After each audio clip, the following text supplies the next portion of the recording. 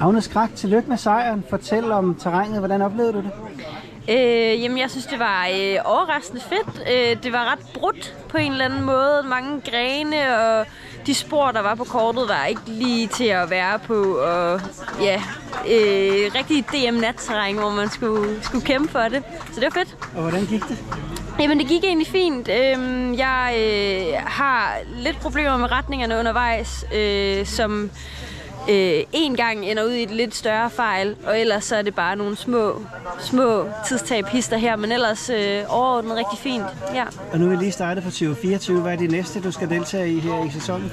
Jamen, nu regner jeg med, at jeg skal løbe noget Danish Spring nu her resten af weekenden, og så kommer jeg til at skulle løbe Swedish League næste weekend, som også er noget af det, som jeg ligesom går efter. Ja. Og når vi kigger længere frem, hvad er så ellers målene for sæsonen?